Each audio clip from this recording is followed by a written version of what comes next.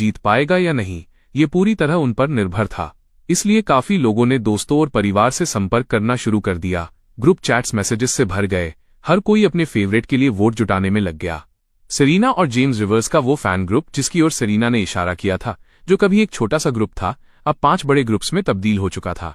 लंबे समय से शांत रहने वाली एडमिन शिया होंग ने इस पर एक दुर्लभ उपस्थिति दर्ज कराई। वह अपने फोन की स्क्रीन पर पागलों की तरह टाइप कर रही थी और हर किसी से सेरेना के लिए वोट जुटाने की अपील कर रही थी। ऑनलाइन भी कई ऐसे अकाउंट्स दोबारा सक्रिय हो गए जो लंबे समय से नहीं देखे गए थे।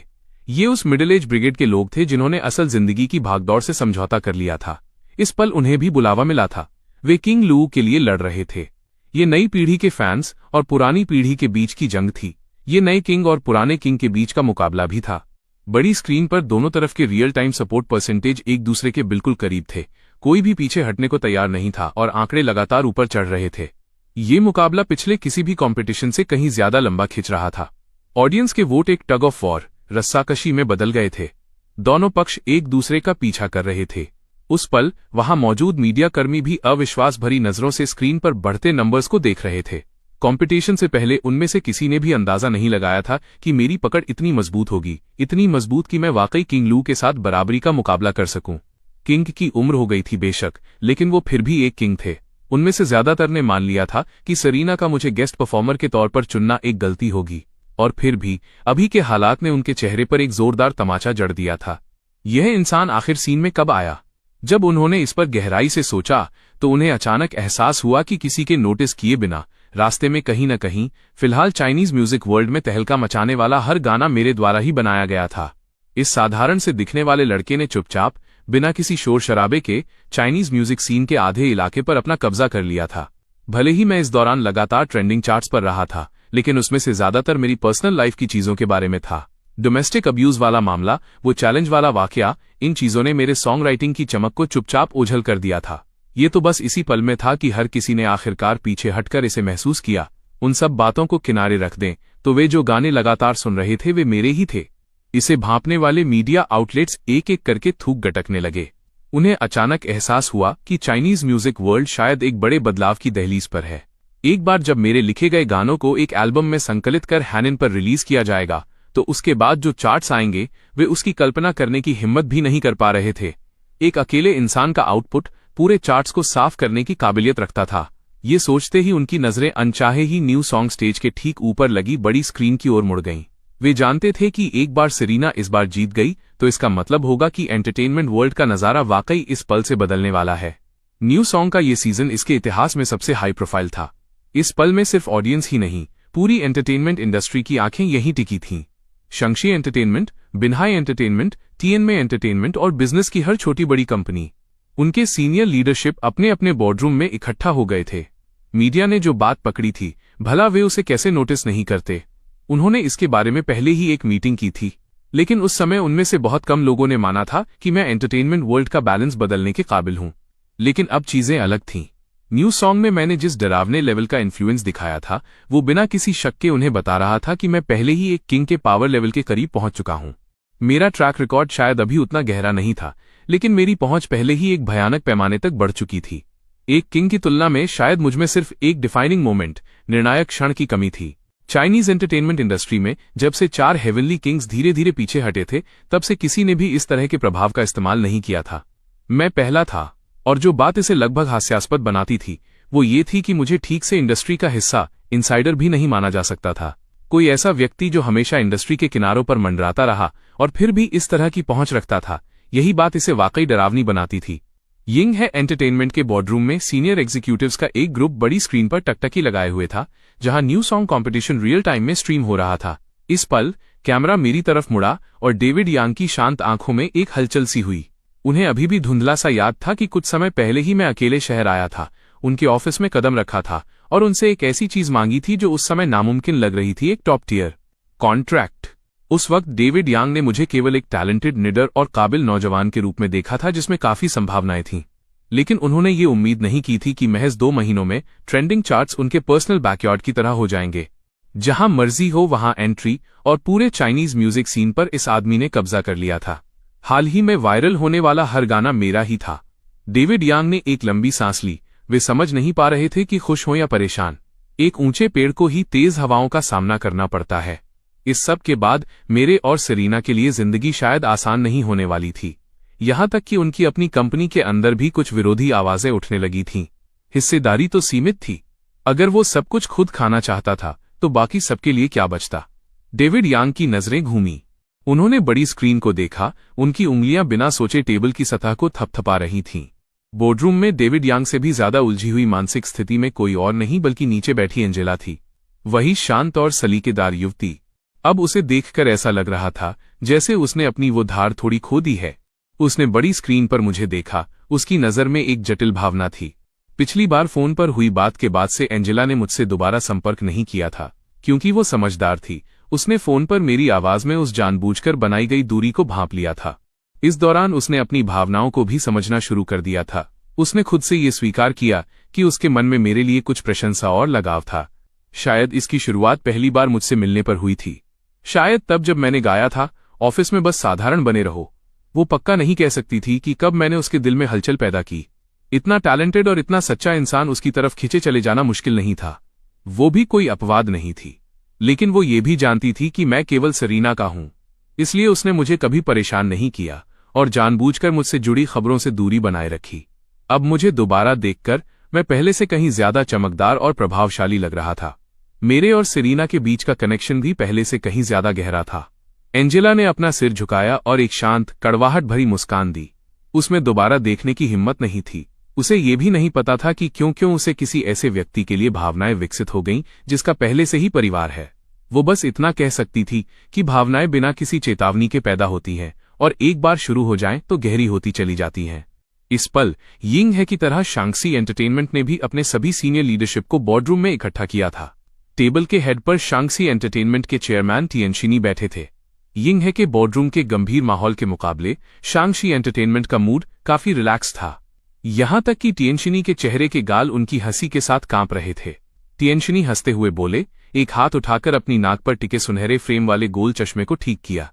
अब ये दिलचस्प है, यह जेम्स रिवर्स कहीं से भी आकर म्यूजिक वर्ल्ड के ठहरे हुए पानी में थोड़ी हलचल मचा रहा है। अच्छा है उसके लिए। वैसे भी म्यूजिक हमारा फोकस नहीं है। फिल्म और टेलीविजन वो दिशा है जिस पर यह कंपनी बनी है। हा। कमरे में मौजूद अधिकारियों ने ये सुना और सबके सब ठहाके मारकर हंस पड़े। टिएनशिनी के बाईं ओर बैठे बोर्ड मेंबर ने तुरंत चापलूसी शुरू कर दी। चेयरमैन टिएन, आपकी स्ट्रैटेजी हमेशा की तरह शानदार है। एक किंग को लाकर आपने हर किसी को जेम्स रिवर्स की असली ताकत देखने का मौका दे दिया। अगर हम हारते भी हैं तो हमने कुछ खोया नहीं है। दूसरी कंपनियों को इस बारे में तनाव लेने दें। अगर हम जीतते हैं तो शांक्सी एंटरटेनमेंट की मां अन्यूनताज अपने नाम करती है। जीत हुई तो हम खुश हैं ही। हर तरफ से जीत हमारी ही है। यहां तक कि हार में भी एक चतुर छोटा सा फायदा छिपा है। टिएनशिनी ने अपनी पैनी छोटी आंखें झपकाईं और अपने बगल वाले बोर्ड मेंबर पर एक तारीफ भरी नजर डाली। चापलूसी के बारे में कहा जाता है कि वो कभी अपना निशाना नहीं चूकती। टिएनशिनी खुद से बेहद खुश महसूस कर रहे थे। जेम्स रिवर्स इस सब से थोड़े फायदे के साथ निकल सकता है, लेकिन टिएनशिनी कभी घाटे में नहीं रहता। इस वक्त सबसे बुरा हाल निस्संदेह टीएनमे एंटरटेनमेंट का था। न्यू सॉन्ग के इस सीजन में उनकी कंपनी के 2 डार्क हॉर्स कंटेस्टेंट्स के एक-एक करके बाहर होने के बाद टीएनमे एंटरटेनमेंट ने शुरू में मान लिया था कि इस सब से उनका कोई लेना देना नहीं है। लेकिन अब चुपचाप घर बैठे उन पर आसमान से मुसीबत आन पड़ी थी। अकेले जेम्स रिवर्स ने हर किसी के प्लान को तहस-नहस कर दिया था। बस ये सोचने मात्र से कि अब से इंडस्ट्री का हर चार्टिंग गाना मेरे द्वारा बनाया गया हो सकता है, उनके सीने डर से भींच रहे थे। टीएनमे एंटरटेनमेंट का बोर्डरूम इस पल गंभीर और बेजान था। चेयरमैन ल्यू गाओ के चेहरे पर हमेशा से भी ज्यादा गहरा गुस्सा था। क्या कोई मुझे बता सकता है कि लू कियान सेरीना के साथ क्या चल रहा है और ये जेम्स रिवर्स आखिर आया कहां से है? एक शादीशुदा औरत जो 2 साल से इंडस्ट्री से बाहर थी, उसे अकेले एक आदमी ने वापस ऊपर उठा दिया। लू गाओ इस दौरान काफी थके हुए थे। वह एक प्रोजेक्ट के सिलसिले में विदेश में थे और घर की चीजों पर ज्यादा ध्यान नहीं दे पा रहे थे। उन्हें उम्मीद नहीं थी कि उनके जाने के थोड़े ही समय में कोई व्यावहारिक रूप से घर ही लूट रहा होगा। अधिकारियों ने एक दूसरे को बेबसी से देखा। उनमें से किसी को अंदाजा नहीं था कि ये मॉन्स्टर जैसा इंसान कहां से आया है। वे बस इतना जानते थे कि वे गाने वाकई में बिना किसी शक के बहुत अच्छे थे। अधिकारियों को एक एक करके खामोश बैठा देख ल्यू गाओ आग बबूला हो गए। तुम सब के सब बेकार हो। तुम लोग बस ऐश करना जानते हो। तुम लोग बहुत लंबे समय से कंफर्ट जोन में रहे हो। तुम में संकट की जागरूकता का एक अंश भी नहीं बचा है। अभी के अभी यह तुरंत होना चाहिए। इस सब की शुरुआत कैसे हुई, इसकी पूरी इन्वेस्टिगेशन करो। जब तक ये समझ नहीं आता कोई यहां से नहीं जाएगा। और पेड कमेंटर्स को काम पर लगाओ, चाहे जो भी कीमत चुकानी पड़े। यह राउंड मा अन्यून और किंग लू की जीत के साथ खत्म होना चाहिए। जेम्स रिवर्स को इसका इस्तेमाल करके अगले किंग टाइटल की ओर दौड़ लगाने में कामयाब मत होने देना। उसके इन्फ्लुएंस को जितना हो सके कम करो। साथ ही कल किसी को जेम्स रिवर्स से कांटेक्ट करने के लिए भेजो। उसका मन टटोलो, उसे बताओ कि हम एक मीटिंग सेट करना चाहते हैं। लियू गाओ ने एक ही सांस में अपनी बात खत्म की और अपनी नजर वापस बड़ी स्क्रीन पर गड़ा दी। उन्होंने स्क्रीन पर मेरे मुस्कुराते हुए चेहरे को देखा और जितना ज्यादा उन्होंने देखा उतना ही उन्हें वो चिढ़ाने वाला लगा।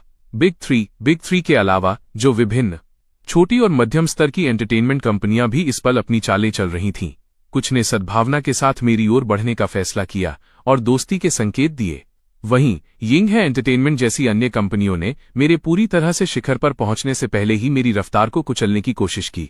एक पल के लिए पूरे एंटरटेनमेंट वर्ल्ड में हलचल मच गई और इस वक्त सबसे शांत जगह खुद न्यू सॉन्ग का वेन्यू ही था। हर कोई बिना पलक झपकाए बड़ी स्क्रीन पर रियल टाइम सपोर्ट परसेंटेज को देख रहा था। एक भी व्यक्ति ने जोर से सांस लेने की हिम्मत नहीं की, क्योंकि इस पल स्क्रीन पर दोनों पक्षों के सपोर्ट परसेंटेज लगभग अनसुनी बराबरी टाई पर टिके हुए थे। इस पर विश्वास करना लगभग नामुमकिन था। हर ऑडियंस मेंबर, जज और कंटेस्टेंट्स की आंखें फटी की फटी रह गईं। वे अविश्वास के साथ स्क्रीन को घूर रहे थे। एक टाई, इसका फैसला भला कैसे होगा? दोनों तरफ के सपोर्ट वोट्स की गिनती बिल्कुल एक ही नंबर पर आकर रुक गई थी। न्यू सॉन्ग के पूरे इतिहास को देखें तो इतनी बड़ी ऑडियंस बेस होने के बावजूद ऐसा पहले कभी नहीं हुआ था। ऐसी स्थिति व्यावहारिक रूप से असंभव थी। समय पल पल बीतता जा रहा था, लेकिन वोटों की गिनती जैसे एक जगह जम गई थी। किसी भी पक्ष को एक भी नया वोट नहीं मिल रहा था। वोटिंग की समय सीमा अपने आखिरी पलों की ओर बढ़ रही थी। लाइव ऑडियंस ने अनचाहे ही अपना थूक गटका। क्या ये कंपटीशन वाकई इसी तरह खत्म होने वाला था? ठीक उसी समय जब हर किसी ने ये मानना शुरू कर दिया था कि शायद अंत ऐसा ही होगा, बड़ी स्क्रीन पर सेरेना के सपोर्ट वोट काउंट में अचानक हलचल हुई। दोनों पक्ष पिछले 5 मिनट से बराबरी पर थे। अब केवल 1 मिनट बचा था और सेरेना को अचानक एक और वोट मिल गया।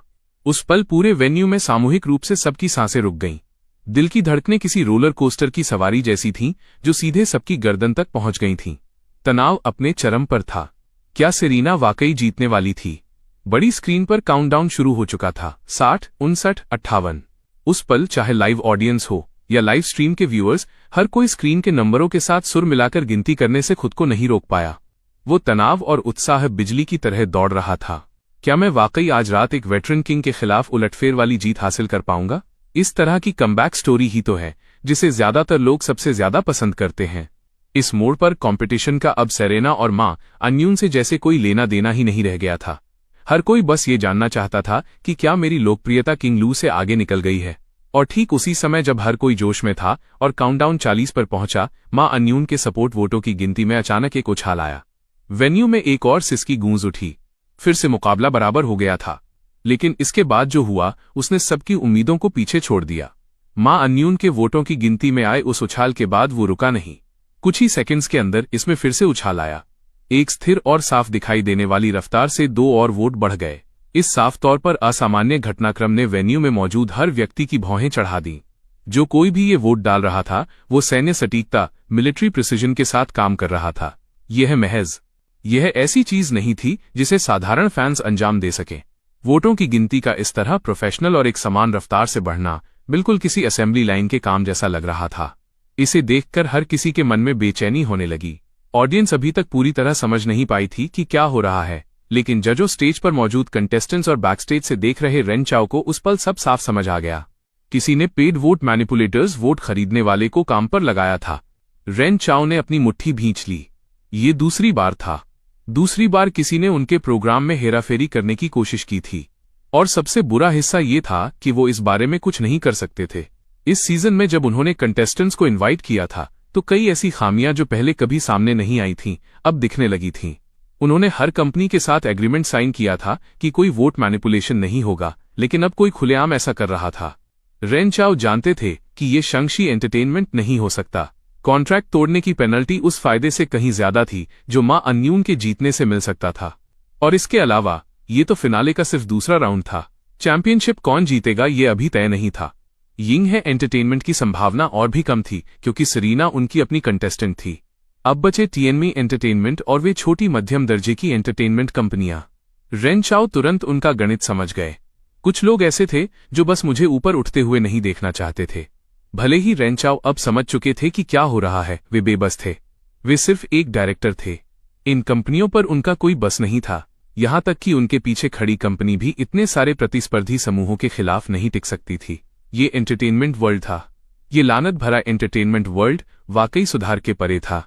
रेन चाओ ने अपने सामने वाली टेबल पर घूंसा मारा। जबड़ा भींचते हुए उन्होंने अपनी बात कही। फिर उन्होंने अपनी आंखें बंद की और गहरी सांस लेने लगे। आखिरकार अपनी भावनाओं को शांत करने के बाद रेन चाओ की नजरें स्थिर हो गईं, जैसे उन्होंने कोई बड़ा फैसला कर लिया हो। उन्होंने अपनी जेब से फोन निकाला और कंपनी का नंबर डायल किया।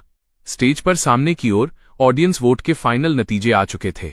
मां अन्यून ने कई हजार वोटों के अंतर से जीत हासिल कर ली थी, लेकिन उनके और किंग लू के चेहरे पर खुशी का कोई नामो निशान नहीं था। इस तरह से हासिल की गई जीत उनके कलाकार होने की पहचान पर किसी अपमान से कम नहीं थी। वेन्यू, जो अभी तक तनाव के चरम पर था, अब भयानक रूप से ठंडा पड़ गया था। नीचे बैठी ऑडियंस जैसे सुन्न खड़ी थी। अगर अंत में कुछ वोटों या कुछ दर्जन वोटों से पासा पलटता तो वह पूरी तरह अपेक्षित होता। हमेशा कोई न कोई देर से वोट करता ही है, लेकिन इतनी बड़ी संख्या में पूरी तरह सिंक्रोनाइज तरीके से वोटों का अचानक बढ़ना बहुत अजीब था। लाइव स्ट्रीम में लोगों ने पहले ही शक जताना शुरू कर दिया था। ऑडियंस की आंखें तेज थीं। इतनी साफ तौर पर गलत चीज वे बेवकूफ नहीं थे। क्या चल रहा है? अभी मेरा दिल लिटरली गले तक आ गया था और फिर अचानक ये हो गया। फिर से हेरा फेरी? यह सही नहीं लग रहा। मां अन्यून के पास जीतने का मौका तो था ही। अभी भी दर्जनों सेकंड्स बचे थे। मुझे किंग लू के कैरेक्टर पर भरोसा है। प्रोडक्शन टीम इतनी बेवकूफ नहीं होगी कि ऐसी हरकत करे। शायद बाहर का कोई व्यक्ति मामला बिगाड़ रहा है। Paid vote manipulation, paid vote manipulation. फिर गिनती का क्या? आप इस बारे में क्या कर सकते हैं? हार तो हार है। हम अभी भी एक और राउंड पकड़ सकते हैं। आप ऐसा नहीं कह सकते। ये वोटिंग नंबर्स साफ तौर पर नॉर्मल नहीं है। तो क्या सेरीना बस हारने की हकदार है? जो भी हो, बस नतीजा देखते हैं कि प्रोडक्शन टीम क्या कहती है। नतीजा पहले ही आ चुका था। चीजें चाहे जिस तरह भी सामने आई हों, होस्ट चेन शुआ को अभी भी घोषणा करनी थी। उन्होंने बेबसी भरे अंदाज में अपना माइक्रोफोन उठाया। उन्होंने बोलने के लिए अपना मुंह खोला ही था कि डायरेक्टर रेन चाओ को बैकस्टेज से जल्दी में बाहर आते देखा, जो चेन शुआ के पास झुककर धीरे से कुछ कह रहे थे। उनकी बात सुनने के बाद चेन शुआ ने साफ राहत के साथ माइक्रोफोन रेन चाओ को थमा दिया। रेन चाओ ने माइक्रोफोन लिया, स्टेज पर मौजूद चारों लोगों की ओर हल्का सा सिर हिलाया और फिर ऑडियंस की ओर मुड़े। नमस्ते आप सभी को, हम फिर मिले। मैं इस शो का डायरेक्टर रेन चाओ हूं। अब से आगे की होस्टिंग मैं संभालूंगा। कंपटीशन का रिजल्ट अब सामने आ चुका है। भले ही वोटिंग पीरियड में काफी उथल पुथल रही और नतीजा वो नहीं था जिसकी बहुत से लोगों ने उम्मीद की थी, लेकिन तथ्य जैसा है वैसा ही है। रेन चाओ ने नीचे ऑडियंस की तरफ देखा। उनकी आवाज नपीतुली और गंभीर थी। कैमरा ठीक उसी वक्त मेरी ओर मुड़ गया। लाइव स्ट्रीम में भी सन्नाटा छा गया। हर कोई जानना चाहता था कि वो क्या करने वाले हैं। जहां तक उन एक्स्ट्रा वोटों की बात है जो अंत में सामने आए, मुझे लगता है कि ज्यादातर लोगों को अंदाजा हो गया होगा कि क्या हुआ। इस स्थिति का पैदा होना हमारी प्रोडक्शन टीम की विफलता है। ये खुद एंटरटेनमेंट वर्ल्ड की भी विफलता है। इस प्रोग्राम के डायरेक्टर के तौर पर आज कंटेस्टेंट सेरीना को चैंपियनशिप जीतते हुए न देख पाने का मुझे वाकई अफसोस है, लेकिन कंटेस्टेंट मां अन्यून जीत पाई, इसके लिए मैं सच में खुश हूं, क्योंकि मेरी नजर में उन दोनों की परफॉर्मेंस इस कंपटीशन को जीतने के लायक थी। जहां तक नतीजे की बात है, मां अन्यून अभी भी इस राउंड की विनर है। मेरे दिल में वे दोनों ही चैंपियंस हैं। रेन चाओ के इन शब्दों को खत्म करने के बाद ऑडियंस से कुछ फुसफुसाहटें उठीं, लेकिन वे जल्दी ही शांत हो गईं। वे वोटिंग नंबर्स को लेकर शायद असहज महसूस कर रहे थे, लेकिन वे मां अन्यून और किंग लो की असली काबिलियत का सम्मान करते थे। वेन्यू फिर से शांत हो गया और तभी रेन चाओ ने अपनी बात जारी रखी। एक और चीज है जिसकी मुझे घोषणा करनी है, और वो ये कि न्यू सॉन्ग का ये सीजन आज यहीं खत्म होता है। मैं आपको देखने का एक संतोषजनक अनुभव प्रदान न कर पाने के लिए माफी चाहता हूं। भविष्य में हम निश्चित रूप से कंपटीशन के फॉर्मेट में सुधार करेंगे। न्यू सॉन्ग के अगले सीजन में ऐसी कोई समस्या नहीं होगी। भले ही इस सीजन ने कोई ऑफिशियल चैंपियन नहीं दिया, लेकिन मेरा मानना है कि असली चैंपियन आप में से हर एक के दिल में बसता है। रेन चाओ ने यह सब पूरी गंभीरता और ईमानदारी के साथ कहा और फिर हैरान और निराश चेहरे वाली ऑडियंस के सामने गहरा झुककर अभिवादन किया। तभी वे माफी मांगने वाले अंदाज में स्टेज पर मौजूद चारों लोगों की ओर मुड़े। उन चारों ने रेन चाओ को एक छोटी सी मुस्कान दी। उनके मन में उस फैसले को लेने के साहस के प्रति एक सम्मान था। आखिरकार हर किसी में वो हिम्मत नहीं होती जो उन्होंने दिखाई थी। न्यू सॉन्ग का अंत बस इस तरह हो गया। एक दमदार शुरुआत जिसका अंत कमजोर रहा। कोई चैंपियन नहीं। एंटरटेनमेंट के पूरे इतिहास में ऐसा पहले कभी नहीं हुआ था कि कोई प्रोग्राम ठीक से टेलीकास्ट पूरा किए बिना ही खत्म हो गया हो। ये अब तक का सबसे असफल प्रोग्राम था, साथ ही ये सबसे सफल भी था। इसी प्रोग्राम की वजह से ज्यादातर लोग जान पाए थे कि मैं कौन हूं, और इसी प्रोग्राम ने कई ऐसे गाने दिए थे जो चार्ट्स पर छा जाने के काबिल थे। ऑडियंस के लिए ये दुख की बात थी, लेकिन उनके दिलों में चैंपियन पहले ही तय हो चुका था। सिटी स्टेडियम के बैकस्टेज में स्टाफ वेन्यू की सफाई कर रहा था। हम चारों और रेन चाओ एक तरफ खड़े होकर अपने सामने के मंजर को एक खामोश नुकसान के एहसास के साथ देख रहे थे। एक प्रोग्राम जो इतना अच्छा था, बस इस तरह खत्म हो गया। उन शुरुआती दिनों की चमक उन सब के जहन में ताजा थी। किसी ने नहीं सोचा था कि इसका अंत ऐसा होगा। रेन चाओ खासकर उस पल में थोड़े बूढ़े लगने लगे थे। ये प्रोग्राम उनकी मेहनत का नतीजा था, और बस पल भर में सब खत्म हो गया। ये कल्पना करना भी मुश्किल था कि दोबारा कभी इतना रोमांचक कंपटीशन देखने को मिलेगा। इस मोड़ पर चारों जज भी अपना सामान समेटकर वहां आ गए। सू शाओएन रेन चाओ को काफी करीब से जानते थे। उन्होंने पस्त और पस्तहाल दिख रहे रेन चाओ को देखा और उनके कंधे पर थपकी दी। खुद पर ज्यादा सख्ती मत करो। अब जब बात यहां तक आ ही गई है तो बस आगे के लिए चीजों को और पुख्ता कर लेना। रूल्स सही कर लो, बस उतना ही काफी होगा। रेन चाओ ने एक कड़वी हंसी के साथ अपना सिर हिलाया। काश ये इतना आसान होता, क्योंकि मैंने कंपटीशन को जल्दी खत्म करने के लिए मजबूर किया। पेनल्टी फीस ने इस सीजन की सारी कमाई खत्म कर दी है। अब मैं डायरेक्टर के अपने पद पर बना रह पाऊंगा या नहीं, इस पर भी बहुत बड़ा सवालिया निशान है। इतना सीरियस है? सू शाओएन दंग रह गए। जाहिर है उन्हें नहीं पता था कि हालात इतने गंभीर हैं। रेन चाओ ने हाथ हिलाकर बात टाल दी, जैसे वे इस पर और चर्चा नहीं करना चाहते हों। वहां मौजूद हर किसी ने एक दूसरे को देखा, समझ नहीं आ रहा था कि क्या कहें। मैंने सेरीना का हाथ थाम रखा था और अधेड़ उम्र के रेन चाओ को देख रहा था। उनके साहस और चरित्र के प्रति मेरे मन में और भी गहरा सम्मान जाग उठा। ऐसा फैसला ज्यादातर लोग सच में नहीं ले पाते। रेन चाओ ने भी उस अजीब माहौल को महसूस किया जो उनकी वजह से बन गया था। उन्होंने मुस्कुराते हुए कहा, अरे जो चाहो वो बात करो, मेरी स्थिति की चिंता मत करो। अभी कुछ भी फाइनल नहीं हुआ है ना? रेन चाओ के खुद ऐसा कहने पर हर कोई उस असहज माहौल से बाहर आ सका। किंग लू, जो सबसे बड़े थे, उन्होंने सबसे पहले नया टॉपिक शुरू किया। उन्होंने मेरी ओर देखा और तारीफ भरे अंदाज में कहा, इस बार सबसे बड़ा सरप्राइज तुम थे। मैं अभी से इसकी कल्पना कर सकता हूं। आने वाले सालों में चाइनीज म्यूजिक वर्ल्ड के शिखर पर एक सीट होगी जिस पर तुम्हारा नाम लिखा होगा। किंग लू की नजरें सच्ची सराहना से भरी थीं, और इससे मुझे थोड़ी शर्मिंदगी महसूस हुई। मैंने प्रशंसा के लायक ऐसा कुछ नहीं किया था। ये सब उन लोगों का काम था जो मेरी मूल दुनिया में मुझसे पहले आए थे। इससे पहले कि मैं जवाब दे पाता, शाओ चेन बीच में बोल पड़े। बिल्कुल, किंग लू एकदम सही कह रहे हैं। जेम्स रिवर्स, तुम इतने टैलेंटेड हो। मुझे आश्चर्य है कि क्या मुझे कभी तुमसे गाना लिखवाने का सम्मान मिलेगा। वहां मौजूद सभी लोगों ने सू शाओएन की बात सुनी और उनकी आंखें चमक उठीं। वे सब मेरी ओर देखने लगे। वेटरन कलाकार होने के नाते वे स्वाभाविक रूप से अपना एक बेहतरीन गाना चाहते थे। ऐसा नहीं था कि उनके पास गानों की कमी थी, बल्कि उनके पास असाधारण गानों की कमी थी। वे अच्छी तरह समझते थे कि ये लड़का इतना खास क्यों है। असल में मैंने जो कुछ भी लिखा था वो टॉप टियर था। मैंने उनके चेहरों पर वो भूखी हुई अभिव्यक्ति देखी और जल्दी से हाथ हिलाया। आप सभी मेरे सीनियर्स हैं, कृपया इस तरह मेरी तारीफ न करें। अगर आगे चलकर मौका मिला तो मैं निश्चित रूप से कोशिश कर सकता हूं। तो ये तय रहा। सेरीना, अब तुम जलना मत। मुझे तभी एहसास हुआ कि सू शाओएन काफी नेचुरल कॉमेडियन है। जैसे ही उनके शब्द खत्म हुए, सेरीना का चेहरा हल्का गुलाबी हो गया। उसका हाथ अभी भी मेरे हाथ में था, जैसा कि शुरू से था। शाओ चेन की छेड़खानी सुनकर उसने जल्दी से अपना सिर हिलाया। मैं जेम्स रिवर्स से नहीं जलूंगी। जब गाना लिखने की बात आती है तो उसका हमेशा अपना दिमाग होता है। शाओ चेन ने यह सिर्फ मजाक में कहा था, लेकिन सेरीना को इतना संजीदगी से जवाब देते देख वे रुके और फिर सब हंस पड़े। उनमें से किसी ने उम्मीद नहीं की थी कि स्टेज पर इतनी चमकने वाली सेरीना असल जिंदगी में इतनी कोमल और मासूमियत से संजीदा इंसान होगी। ग्रुप इकट्ठा हुआ और कुछ देर तक बातें और हंसी मजाक चलता रहा। अलग होने से पहले रेन चाओ और किंग लू सहित सभी जजों ने मुझे वी चैट पर ऐड किया। जहां तक मां अन्यून की बात है, उसने मुझे ऐड नहीं किया, लेकिन उसने सेरेना को दोस्त के तौर पर ऐड कर लिया। कंपटीशन के इन 2 राउंड्स के बाद वे दोनों एक दूसरे से काफी अच्छी तरह परिचित हो गए थे। पूरा ग्रुप स्टेडियम से बाहर निकला और अपने अपने रास्ते चल दिया। आमतौर पर इंडस्ट्री के रिवाज के मुताबिक जब कोई प्रोग्राम पूरी तरह खत्म होता है तो हर कोई रैप पार्टी के लिए इकट्ठा होता है और प्रोग्राम के सफल समापन का जश्न मनाता है। लेकिन इस बार शो के अप्रत्याशित अंत के कारण रैप पार्टी कभी नहीं हुई। जब माँ अन्यून कंपनी की वैन में बैठी तो उसने खिड़की से देखा कि सेरेना और मैं अपनी कार में बैठते समय बात कर रहे थे। फिर हमारी कार उसकी कार से आगे निकल गई। कार को एग्जिट से ओझल होते देख माँ अन्यून के चेहरे पर सोचमग्न और थोड़ी दूर की अभिव्यक्ति थी। वो सच में सेरीना से ईर्ष्या करती थी। उसने सोचा कि सेरीना टैलेंटेड थी, उसका व्यक्तित्व शानदार था और वो सुंदर थी, और सबसे महत्वपूर्ण बात, उसके पास एक अच्छा पति था। अभी जब वे सब साथ बात कर रहे थे, कमरे में एक किंग सहित इतने सारे वेटरन कलाकार मौजूद थे, और फिर भी हर बातचीत घूम फिरकर मेरी ही तरफ आ रही थी।